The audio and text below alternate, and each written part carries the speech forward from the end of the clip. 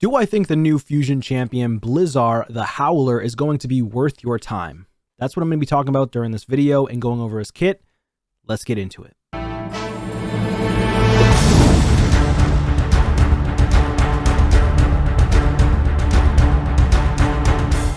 Alright y'all, so we have Blizzard the Howler here. He is a brand new Fusion coming out next week, so get prepared if you are going to be going for this Fusion. He is a defense-based spirit champion, legendary of course. All fusions are legendary typically, unless they bring out an epic fusion here or there, but typically they're fragments. This guy he looks sweet, obviously, right? They knock it out of the park every single solitary time with the aesthetics. He looks amazing. He looks like the abominable snowman, so he looks pretty sick. I'm not going to lie. He looks really, really cool. I love like the horns on the back of his head as well. That looks super cool. His shield's really cool with the little wreath on it. And then his axe itself is super, super cool with the ice on it. Like an icicle type axe, of course. It's frosted over. It is metal, but it's frosted over, which is really nice as well. Yeah, I think ultimately it's just really cool. You can even see like little hands coming out of his body as well. It's almost as if he absorbed humans into himself or something like that. That's pretty sick. Now, his A1. Attacks 3 times at random. It's at random. I'm not a huge fan of at random, but I mean, it's decent if you're going against wave content for PvE, halfway decent for PvP as well, but it's at random again. Each hit has a 40% chance of placing freeze debuff for one turn. If you book him out fully, it's 3 books for the A1. He's going to be able to get a 50% chance per hit instead of a 40% chance. So it is a little bit of a buff, but in terms of, say, Newt, for example, Newt can do that. And he just does it way better. He does 100% chance, right? Newt was a fusion. I would say, dare I say, honestly, he's the best fusion that we've ever had. In my opinion, the best fusion we've ever had for PvE. That's just my personal opinion. I don't know if you guys agree with that, but leave it in the comments down below if you do. But his A1, 80% chance of decreasing the target's turn meter by 15%. This one just says each hit has a 40% chance of placing a freeze debuff. So I'm assuming it's pretty much the same, I guess. Because the freeze debuff, if it lands on the boss, I think is 20% or 25% turn meter reduction. So maybe it's a little bit stronger than Newt, but it has less of a chance to land. So since it only gets booked out to 50%, a lot of people are not going to have the books right away because they're free to play or low spend. So you're going to be gambling on the 40% chance of placing the freeze. So if you book Newt out, it's a 100% chance to land the freeze. It's very, very, very, very consistent, especially for waves of enemies as well. So there's that. The other thing is you have like Cryodan, which is like an epic, also strong, right? Isn't Cryodan like a dark elf or something? Now that I think about it, I have no idea. I don't think I have him though. Where the heck is this guy? Is he Sylvan Watcher? Yes, he is. Okay, he's Sylvan Watcher. A1, 3 times. Each hit, 25% chance of placing a freeze. Books out to 35% chance. So yeah, the legendary is a little bit stronger. But he does have attacks all enemies 2 times. Each hit, 45% chance of placing a freeze. 2 times rather than 1 time. Whereas the legendary AoE is 1 time, not 2 times attack. So this is technically a 65% chance 2 times, right? Whereas his attack, the legendaries, is 100% chance 1 time, okay? But you have to book it out, right? So it's 75% chance typically. Now there's other champs as well, right? Like, let's see. You've got Yakarl. Yakarl's also a good champion. Let me pull him up. What does his A1 do? His A1, 1 enemy 2 times, 40% chance of placing a freeze. Will ignore 25% of the target's defense against targets under freeze. That is strong because it makes him tough against the wave, right? Makes him really big benefit against the waves. This obviously wasn't like this before. He did get a buff, and I think that was placed there. Now it is 50% chance when booked out, so this legendary champion that we have for a fusion is slightly better than all those champions other than Newt when it comes to his A1, okay?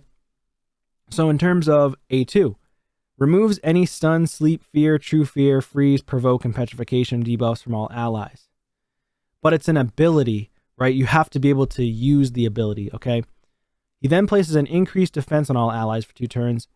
Also places an ally protection buff on all allies except this champion for 2 turns on a 3-turn cooldown if you book it out. We don't know what his stats are, so we're not really 100% sure if he's going to be super, super tanky. Is he going to be a hard hitter? If he's a hard hitter, I could see people going for it. But I feel like he's really just going to be there as like a protector and not much of a hitter. He could hit hard. If he does hit hard, I want to go for this guy. If he doesn't hit hard at all, and he's just another protection champion with a little bit of freeze in his kit, unless you really need this guy for Fire Knight hard, I don't recommend going for him. That's just me based on the first couple of skills, right? So I'm not going to count it out. I'm not going to count him out until the end. So that's okay. Protections are okay. Freezes are okay. It doesn't really work for Hydra. So freeze does not work for Hydra whatsoever. You could potentially use him in Hydra and help remove the fears or true fears if you don't have Shamal. And yeah, I guess Provoke's helpful too. The Petrification's more so for Arena, so you'd have to put this guy in a lot of resistance. Basically, Plarium's saying that you build this guy with resistance and he's going to be really good. So his A3, attacks all enemies, 75% chance of placing a freeze for 1 turn. Also has a 75% chance of decreasing the turn meter of all enemies by 30%. So that's actually strong. The issue with this is it's not unresistible, right? So if you need to build this guy with high resistance for Arena, which is what Plarium has stated in a message in Discord, that if you just put him in with high resistance, he's good to go. But then you say you need accuracy. It's really hard to get the accuracy and the resistance thresholds that you want unless you have crazy endgame gear. So keep that in mind. So if you're going to build him, personally, if you want a pseudo build, go for like 300 to 400 resistance, 300 to 400 on the accuracy, or maybe just 230 accuracy to be able to freeze if you're putting them in PvP, that is, if you just want to be able to freeze the damage dealers. But then again, we still have Stone Skin out there these days. This is on a 4-turn cooldown, which is a really long cooldown in my opinion. And let's take Yakarl again, right? Yakarl has a 4-turn cooldown on his ability, and it's a 75%, but potentially books out to 100%. And this debuff cannot be resisted against targets with 75% or more turn meter. So his skill is a little bit more unique in a sense as compared to this guy's skill. Okay. So yes, it's great, but with Yakarl, if they have 75% or more turn meter, he just places the freeze that's unresistible. So it's way stronger. Plus in Arena, if you do land the freeze and they have Polymorph, they are going to be nerfing Polymorph in the future. I get that, but still Polymorph's still a thing. You know, Stone Skin's still a thing. It's going to block it. And of course, immunity is going to block this as well. So, I mean, yes, I don't know how strong he's going to be really in Arena. I don't think he's going to be that strong or usable, but his last ability will be a counter to Tormund. So some people might bring him in as a niche use case, but I don't think this is super, super strong. It's strong, but it's not strong to the point where you're like, oh my God, this guy's insane. I need him on my account right now. So it's a decent ability. It's good for the waves. It's definitely leaning more towards him as a PvE champion as compared to a PvP champion right now, but he can be used in PvP. Abominable Snowgren. So this is his passive on a 4-turn cooldown. It books down to a 3-turn, which is okay. Whenever an enemy tries to place a freeze debuff on this champion, instantly transfers it from this champion to the enemy. So it's whenever they try to, not when they land it. So say, for example, Tormund tries to land a freeze on him, which if you increase turn meter, right, and a lot of people bring in Tormund, he'll take that freeze from himself and put it onto Tormund. It does not mean that he'll make it so Tormund doesn't place freeze on your other allies, though. So in a sense, he's not really fully helping everybody, but he can remove the freeze if, for example, you get a speed booster, right, in Live Arena, for example. You got a speed booster and you got Blizzar. You do the speed boost, they have Tormund. Tormund then ends up freezing your speed boosters and tries to freeze him. He takes the freeze, puts it back onto Tormund, and then if he takes a turn, you want to be able to use the A2 because he will have to have high resistance, but because if the freeze procs, it's going to proc with turn meter and the freeze is going to proc with buffs. So it'll proc twice. This passive will only proc one time. Once it procs, any buffs you get after that proc is going to proc again. So if I'm reading this right, and I know Tormund's kit from the top of my head, it means that he could still get frozen unless he has high resistance, higher than Tormund's accuracy. So it's a little bit flawed. If I'm reading this right, it's flawed. But we don't know for sure until there's testing done. That's just my thought process. That's my speculation. So I don't know for sure. I could be wrong. Now, in terms of the active effect of this skill, whenever this champion's killed, revives him with 30% HP, 30% turn meter, which is it's not a lot, and then places a revive on death on him for 1 turn. So in my opinion, if he's only reviving with 30% HP, 30% turn meter, and then a revive on death buff, he's not going to get a turn before the enemy team, but he could hopefully get healed if you have other support champions that are going to place a heal on him. I just feel like he's not going to take a turn when he revives, and then the enemy team's just simply going to kill you outright. That's how I personally feel by reading this. Now, if this was like 75% turn meter, phenomenal. That's actually insane. This is just decent.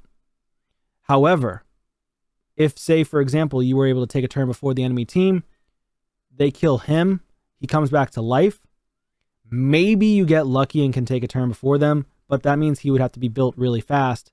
But you got to keep in mind, high resistance as well, high HP, high defense, because he's a protector for your team. This guy's going to be tough to build because you have to build so many different stats on him. So just in general, it's hard to use him in PvP, but they are generalizing him as a PvP specialist in a Tormund counter. I really think that it's going to be not working as great as it says on paper against Tormund. But hey, once we try him out, we'll know for sure. In general, do I think he will be good for any players out there? I think he's a decent champion. I think he's like a B tier, maybe C+, but B tier, solid B tier champion. I don't think he's one of the best champions out. I think he's a decent fusion, but with fusions nowadays becoming harder and harder and harder, and the inflation of the events and tournaments where you're trying to get to those specific champions to pull for the fusions or for the fragment summon champions that are coming out now in the future, it's just really, really difficult. So I could foresee a lot of people just not going for this guy at all because they already have enough champions in their arsenal to be able to deal with Tormund. Now, and plus you have plenty of champions like Pythion, you've got Mithrala, you got a bunch of cleansers, Elva, tons of cleansers nowadays that can help against Tormund. So this guy, it feels like he's missing something. It feels like he's missing a little bit from his kit, and I feel like he's strong, but he's definitely not overpowered by any means. He's not going to be meta by any means. It's going to be hard to build him. Now, if his skill right here on the A3 was unresistible, similar to the Yakarl skill, I would consider going for him 100%. But right now I'm kind of like halfway, because I don't really think he's going to benefit my account personally. If you're early or mid game and you're trying to go for a fusion for the first time, and this guy looks good, he could definitely be solid carry for early progression into the mid game, maybe later on into the end game.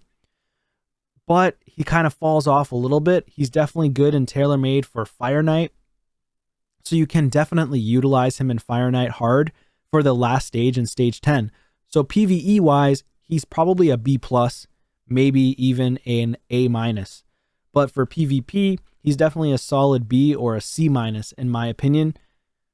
He's not going to be a full counter. He's not going to be as good as you think he's going to be against Tormund, if I'm reading his skill correctly here. Again, once we see actual test server of this guy, we're going to know for sure. But for now, I would recommend, if you already have a good arsenal, you don't need him. The other reason why I would go for him is only because I want to fill Faction Guardians. Because he is a Ogryn tribe, I could get additional attack. If I pull a duplicate of him in the future, same for you. But that's the only reason why I would go for him, is for Fire Knight hard if you're having struggles. and you need more freeze champions and help there for the Fire Knight himself and to decrease his turn meter. That would be really great for his ability. It's a little bit stronger than others other than Newt. So personally, I would pair him with Newt instead of probably Yakarl with Newt, but the wave clearing would be a little bit slower because he might not do as much damage. We don't know his multipliers, so maybe he is better than Yakarl in general. So PvE-wise, great. PvP-wise, still lacking. I'm personally on the fence of going for him. Not sure if I'm even going to go for him because I used a lot of my shards, but I typically go for all fusions on this free-to-play account because I want to work on Faction Guardians, and I don't want to miss out on fusions because I get that FOMO just like the rest of you. Make a smart decision before going for him. I do recommend waiting till the test servers of him come out and then make a justified decision. Anyways, that's going to be it for this one. Thank you so much for watching. Hopefully you enjoyed, and I hope to see you on a video soon. Take care.